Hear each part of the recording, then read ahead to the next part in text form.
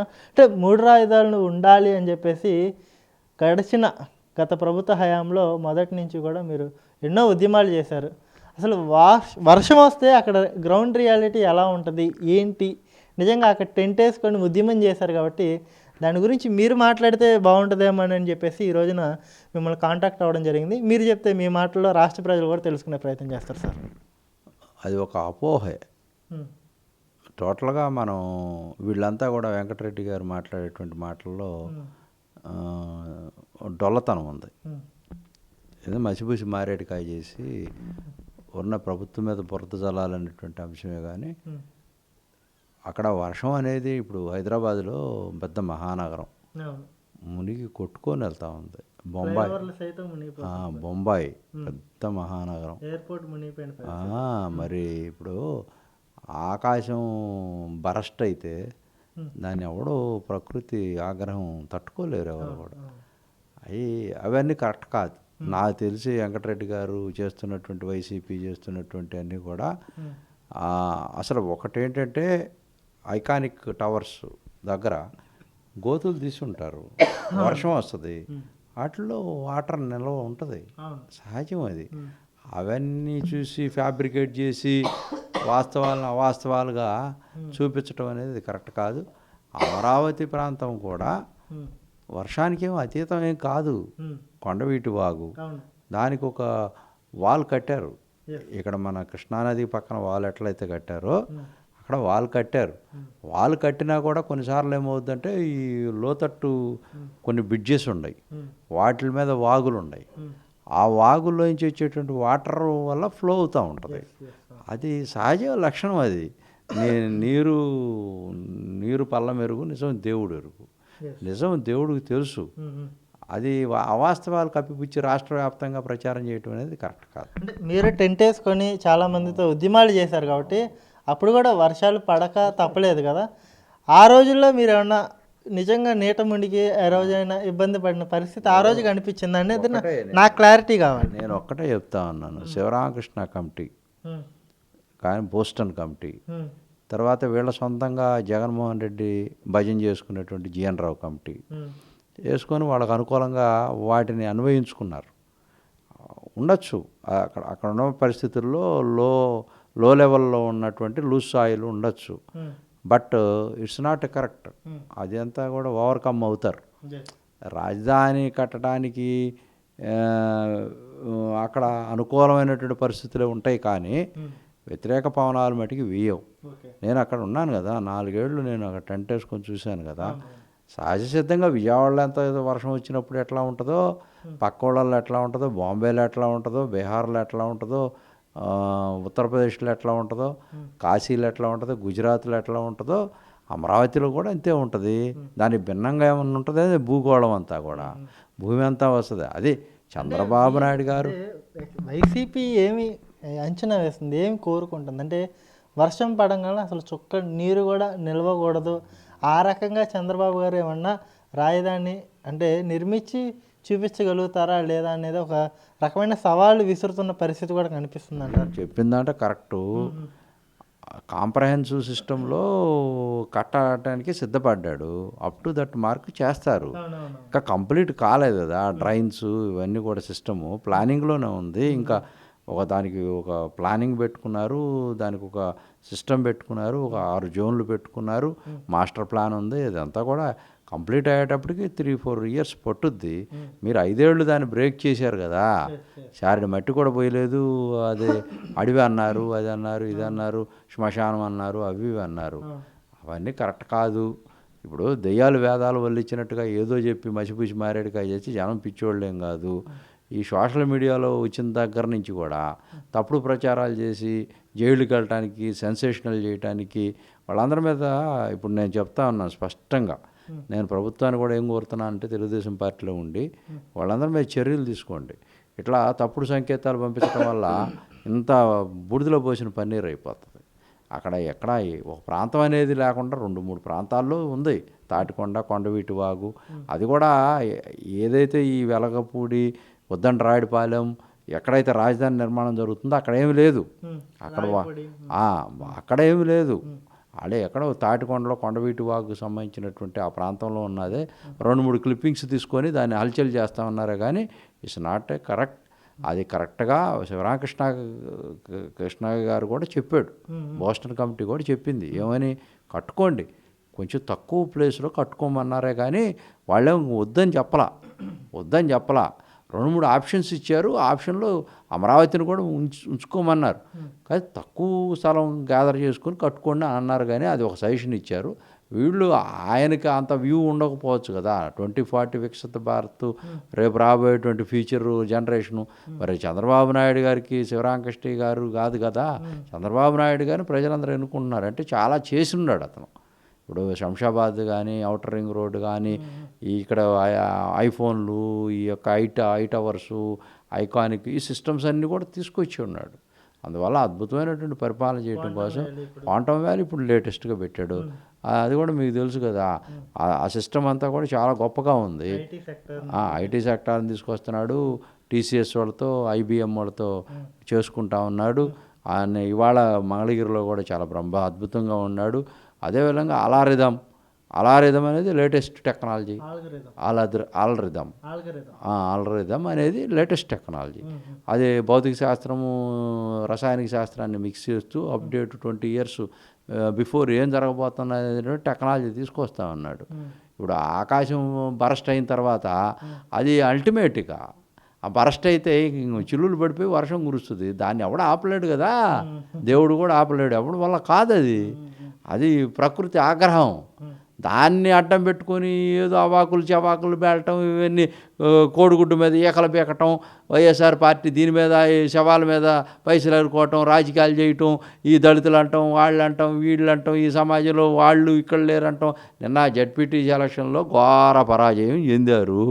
సిగ్గు ఎగ్గు లేదు మీకు, తగునమ్మా అని చెప్పి వరద రాజకీయం చేయడానికి వస్తున్నారు, బురద చల్లుతున్నారు. బురద రాజకీయం, బురద కడుక్కోవటం మాకు తెలుసు, మీరు ఎన్ని బురదలు వేసినా. మీరు ఇవన్నీ మానుకొని ప్రజలకి ఏం అన్యాయం జరుగుతుందో, ప్రజల పక్షాన ఏం మాట్లాడాలో ఇప్పటికి కూడా మీకు క్లారిటీ లేదు. మీరు ఇప్పటికి కూడా మారరు, మీ జెండా మొత్తం పీకేస్తారు. మీరేదో ఇంకా 40% ఉంది, 40% ఉంది, 40% ఉందో అని, పవన్ కళ్యాణ్ 6% ఉందనేదో విమర్శలు చేస్తూ ఉన్నారు మీరు ఇటీవల కాలంలో. 6:40 అయింది, 46 అయింది, అది తెలుసుకోవట్లా మీరు. సంవత్సరం రోజుల్లో మారిపోయింది ఆ బళ్ళు వాళ్ళవుతాయి, వాళ్ళ బళ్ళు అవుతాయి. మిస్టర్ జగన్మోహన్ రెడ్డి గారు, మీరు చాలా దారుణమైనటువంటి పరిస్థితుల్లో ఉన్నారు.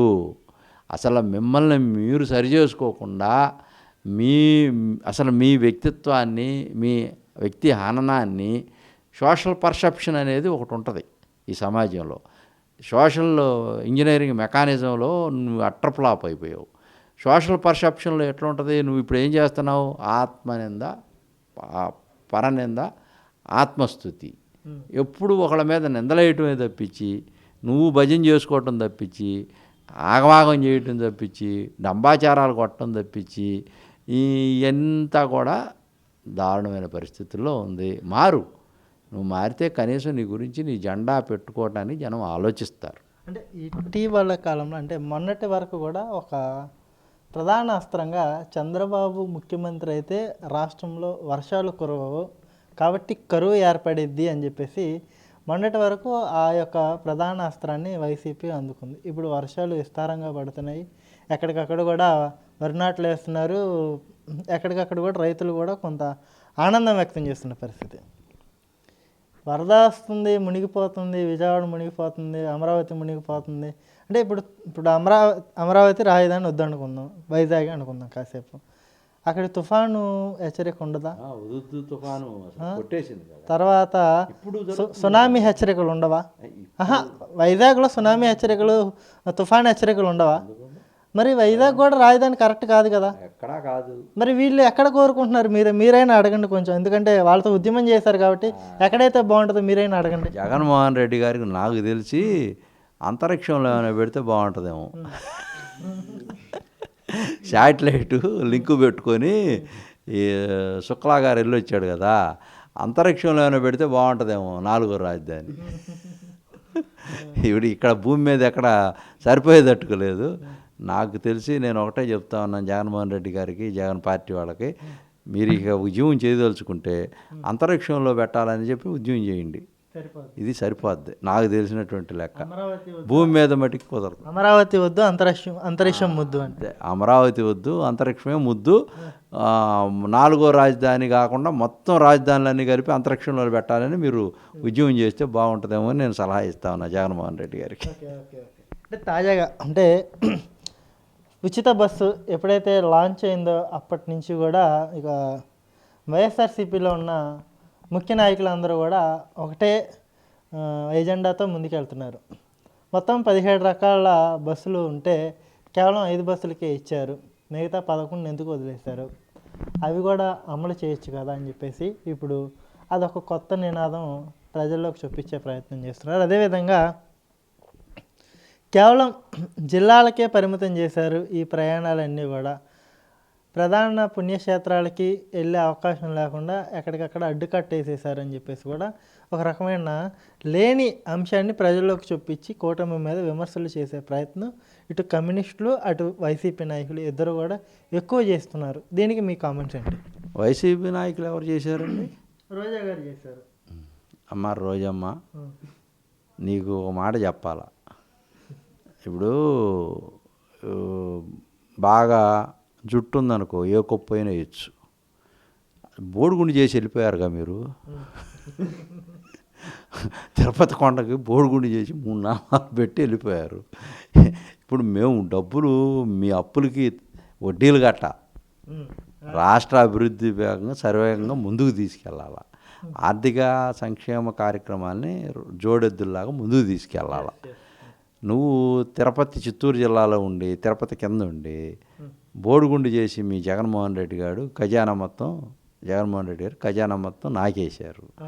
ఇప్పుడు 10 లక్షల కోట్ల అప్పుల్లో ఉంది. మేము 6 సూపర్ హిట్ చేసాం. ఇప్పటికీ మేము ఎక్కడన్నా ఇబ్బంది పడదామని మీకు చెప్పాము? ఎక్కడన్నా చెప్పలేదే. మేము 6 మీ అందరికి కూడా తెలుసు. మెగా డిఎస్సి ఫస్ట్ సంతకం పెట్టి అవ్వాతాతలకి 64 లక్షల మందికి పెన్షను, నెల ఫస్ట్ తారీఖు జీతాలు. అదేవిధంగా ల్యాండ్ టైటిలింగ్ యాక్టు రద్దు, రైతులకు సంబంధించినటువంటి రుణమాఫీ మీద సబ్సిడీ మీద రుణమాఫీ చేశాం కదా. అన్నదాత సుఖీభవ, ఎన్టీఆర్ క్యాంటీన్లు పెట్టాం కదా. అన్నా క్యాంటీన్లు పెట్టాం కదా. ఎన్టీఆర్ అన్నగారు ఒకటే కదా. 200 చిల్లర పెట్టాం. 1,50,000 2 లక్షల మంది తింటున్నారు పేదవాళ్ళంతా కూడా. కూలికి పోయి వచ్చేవాళ్ళు వాళ్ళు వీళ్ళు. మరి హాయ్ డబ్బులు అయిపోయాయి. తర్వాత 3 సిలిండర్లు ఉచితంగా ఇస్తున్నాం కదా. ఇప్పుడు 15వ తారీఖు నిన్న నుంచి బ్రహ్మాండంగా స్త్రీ శక్తి కార్యక్రమం. ప్రాణాల మీదకి తెస్తుంది ఈ పథకం. కొట్టుకుంటున్నారు సీట్లు లేక, ఒకరికొకరు వివాదాలు చెలరేగుతున్నాయి. ఈ పథకం ప్రవేశపెట్టి మహిళల ప్రాణాలకు ముప్పు తీసుకొచ్చింది కూటమి ప్రభుత్వం అన్నట్టుగా కూడా కథనాలు అయితే రాసుకొస్తున్నారు. దీనికి మీ సమాధానం ఏంటి? అసలు ఇప్పుడు మీ మీద మీకు వల్ల కాక ఏదో ఎవడో అన్నా అంట మంగళవారం అని. ఇప్పుడు అవన్నీ కరెక్ట్ కాదు. ఆ మంగళవారం అని ఈ బుధవారాలు శుక్రవారాలు ఇవన్నీ పనికిరావు. పూర్తిగా చెప్పలేము, కొంచెం మింగేశారు. అది అన్పార్లమెంటరీ లాంగ్వేజ్ కాబట్టి వాళ్ళకి వదిలేస్తాను. జనాలకు కూడా తెలుసు అది. ఇప్పుడు మీకు దాకా తెలిసిందంటే జనాలకు అందరికి కూడా ప్రేక్షకులకు కూడా తెలుసు. ఇవన్నీ మీరు అందరూ దమ్ము ధైర్యం ఉండేవాళ్ళు కాదబ్బా. మీకు ఆ రాజకీయంగా మగతనం లేదు, మీరు ఏం చేయలేరు. ఆడవాళ్ళని ఉసిగొలిపి ఏదో మాట్లాడిస్తున్నారు. వాళ్ళకేమో అవగాహన రాహిత్యం సబ్జెక్టు మీద. ఆడవాళ్ళు కొట్టుకునేది ఏంది? చాలా ఆనందంగా వెళ్తున్నారు, బ్రహ్మాండంగా జేజేలు పలుకుతున్నారు. బస్సుల్లో వెళ్తా ఆడవాళ్ళు అందరూ కూడా మేము ఇక్కడున్నాం అని నిమిషానికి వాట్సాప్లో పెడుతున్నారు. మేము విశాఖపట్నంలో ఎక్కాము, మేము ఇప్పుడు అనంతపురంలో దిగుతున్నాము, మధ్యలో ఇక్కడ ఉన్నాం. ఇన్ఫ్లుయెన్సర్స్ అదేవిధంగా ఈ యూట్యూబుల్లో పెడుతున్నారు. బ్రహ్మాండంగా అందరూ ఫోకస్ చేస్తున్నారు, ఆనందంగా ఉన్నామని చెప్తున్నారు. ఇప్పుడు రాష్ట్ర ఆర్థిక పరిస్థితి కూడా చూసుకోవాలి కదా. మేము ఉచితంగా పంపిస్తున్నామా లేదనేది కావాలా. ఇప్పుడు ఎవరు వచ్చారా, ఎప్పుడు వచ్చాడా, ఎవడు బుల్లెట్ కాల్చాడా అనేది కాదు కాల్చింది, బుల్లెట్ దిగిందా లేదనేది కావాలా. మేము జనాలందరికీ ఇచ్చినటువంటి అంశాన్ని మేము స్పష్టంగా ఉచితంగా తీసుకెళ్తున్నామా లేదా, ఎక్కిన వాళ్ళందరినీ అకామిడేట్ చేసి తీసుకెళ్తున్నామా లేదా గమ్యస్థానాలకి, అది ఎట్లా తీసుకెళ్తున్నావు, ఎప్పుడు తీసుకెళ్తున్నావు, ఎవరు తీసుకెళ్తున్నారు అనేది వద్దు. ఇచ్చిన హామీని 100% చంద్రబాబు నాయుడు గారు తూచా తప్పకుండా మేము అమలు చేస్తున్నాం. This is the concept. అంటే విమానాలు తీసుకురావాలేంది, ఇంకా హెలికాప్టర్లు తీసుకురావాలేంది అంటే వీళ్ళు ఏం చెప్తారా, ఏమన్నా మిగిల్చిపోయారా ఏంది? మిగిల్చేమన్నా పోయారా డబ్బులు? మొత్తం 10 లక్షల కోట్లు అప్పులు పాలు చేసాడు కదా. 3,75,000 కోట్లు ఈ డీబీటీల కింద నొక్కి నొక్కి నొక్కి నొక్కి నొక్కి ఓట్ల రూపంలో రాల్చుకుందాం అనుకొని వాలంటీర్లు పెట్టుకొని రాష్ట్రాన్ని మొత్తం కూడా అస్తవ్యస్తం చేసి అభివృద్ధి పదంలో ముందుకు తీసుకెళ్లకుండా ఎక్కడ అసలు రియల్ ఎస్టేట్ పెరగలేదు, అసలు రాష్ట్రంలో ఎక్కడ కూడా ఏం వ్యాపారాలు జరగలేదు, అసలు ఉద్యోగాలు లేవు, యువత అంతా నిర్వీర్యం అయిపోయారు, వ్యవస్థ అంతా దెబ్బతినిపోతే ఈ రోజున ముసల కన్నీరు గారుతున్నారు ఏంది? మాట్లాడాలని మాట్లాడటమే తప్పించి అసలు దాంట్లో డొల్లతనం ఉంది. ప్రజలు ఎవరు నమ్మట్లేదు. సంతృప్తికర స్థాయిల్లో ఆంధ్రప్రదేశ్లో ప్రభుత్వ పాలన 100% బ్రహ్మాండంగా జరుగుతూ ఉంది అనేది మీ కామెంట్. కానీ రాష్ట్రం అంతా కూడా చాలా దరిద్రంలో ఉంది, చాలా కూడా క్లిష్ట పరిస్థితుల్లో ఉంది. అసలు కూటమి పూర్తిగా ఫెయిల్ అయింది, సూపర్ 6 అమలు చేయలేకపోయిందని చెప్పేసి వైసీపీ యొక్క వాదన. అంటే ఏం చేస్తే బాగుంటుంది అనేది మీరు అడిగితే బాగుంటుందని నా అభిప్రాయం. బాబు, అమ్మ జగన్మోహన్ రెడ్డి గారు, మీ చెల్లికి అమ్మకి అన్నం పెట్టండి ముందు, అది చేయను ముందు. వాళ్ళని వదిలేశారు, వాళ్ళ మాన సునీత గారిని వదిలేశారు. ఇప్పుడు బాబాయ్కి ఇంకా న్యాయం ఎందుకు చేయలేకపోతున్నారు కూటమి ప్రభుత్వం వచ్చినాక? బాబాయ్కి బ్రహ్మాండమైనటువంటి న్యాయం. ఇప్పుడు సునీత గారి మీద తప్పుడు కేసు, కోర్టులు క్లీన్ చిట్ ఇచ్చింది వాళ్ళ బ్రహ్మాండంగా. వాళ్ళ మీద తప్పుడు కేసులు పెట్టారు సిబిఐ మీదని. అవన్నీ జరుగుతున్నాయి, వన్ బై వన్ అన్నీ జరుగుతాయి. జరగకుండా ఎందుకుంటాయి? సిబిఐ వాళ్ళు ఛార్జ్ షీట్లు వేస్తున్నారు, ట్రంక్ పెట్టుల్లో తీసుకెళ్తున్నారు, అన్నీ చేస్తున్నారు. పైన మేనేజ్ చేస్తున్నాడు కదా జగన్మాయ. ఇదివరకు నుంచి ఎప్పటి నుంచో ఉన్నాయి కదా సంబంధాలు, ఎక్కడెక్కడ అన్ని వ్యవస్థలు మేనేజ్ చేస్తారు కదా. ఇప్పుడు కుదరట్లా, ఇప్పుడు నిజాలు బయటకు వస్తున్నాయి. అయ్యే తొందరలోనే జరుగుతుంది. ఎక్కడికి పోడు, చట్టం తన పని తాను చేసుకొని పోతుంది. గొడ్డలి దెబ్బేశారు, ఆయన చంపేశారు, ఆయన ఉసురు తగులుద్ది. ఆ నేపథ్యమే జడ్పీటీసీ ఓడిపోవటానికి కూడా కారణాలు.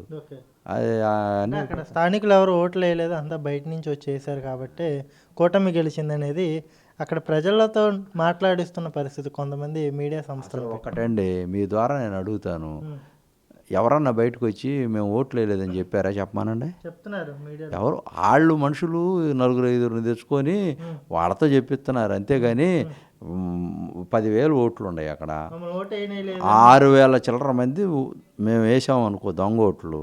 వాళ్ళు 6,000 చిల్లర మంది రోడ్డు మీదకి రావాలిగా. ఏరి ఒకళ్ళిద్దరిని తీసుకొచ్చి మచ్చుకు పెట్టి ఏదో అల్లరి చేయటం కోసం చేసేటువంటి పనే కానీ ఇంత పెద్ద రెవల్యూషన్ ఎక్కడ వస్తుంది? అయినా అక్కడ పెద్ద రెవల్యూషన్ రాకుండా ఉండటానికి 30 సంవత్సరాల నుంచి వాడు కడుగట్టినటువంటి ఉగ్రవాదుల్లాగా, అరాచక శక్తుల్లాగా, ఆర్థిక ఉగ్రవాదులు అందరూ చేరి అక్కడ కబ్జా చేసుకొని ఓట్లు వేయకుండా చేసేది వాళ్ళు, రౌడీలు వాళ్ళు, గుండాలు వాళ్ళు. అక్కడ అసలు తెలుగుదేశం పార్టీలు గుండాలు ఎక్కడ ఉన్నారు? ఏజెంట్లు కూర్చోటానికి భయపడే పరిస్థితి అయితే అక్కడ. అసలు అభ్యర్థులు వచ్చి ఎప్పుడు కూడా నామినేషన్లు వేయలేదే. వాళ్ళది అసలు వాళ్ళ రాజ్యం అది, అరాచక శక్తులు రాజ్యం అది. చేస్తే రౌడిజం వాళ్ళే చేయాలా, చేస్తే రిగ్గింగ్ వాళ్ళే చేయాలా, దమనకాండ చేస్తే వాళ్ళే చేయాలా. ద్వంద్వనీతి ఉండదు ఇక్కడ. వన్ సైడ్ వారు వాళ్ళు వారు వన్ సైడు. ఇప్పుడు వారు 2 సైడ్ వచ్చింది, సెకండ్ సైడ్ ఇటు వచ్చింది. అంటే ఇటు వచ్చిందని అంటే ఆపగలిగేటువంటి శక్తి వచ్చింది వీళ్ళలో, ప్రజాస్వామ్యాన్ని కాపాడేటువంటి శక్తి వచ్చింది. అది చంద్రబాబు నాయుడు గారి పరిపాలన వల్ల సామాన్యుడు కూడా ఓట్లు వేసేటువంటి పరిస్థితికి వచ్చాడు.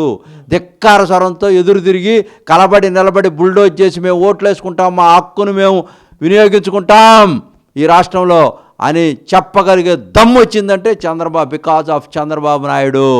అక్కడ ఉన్నాడు ఒక్క హీరో, అది మర్చిపోతా ఉన్నారు.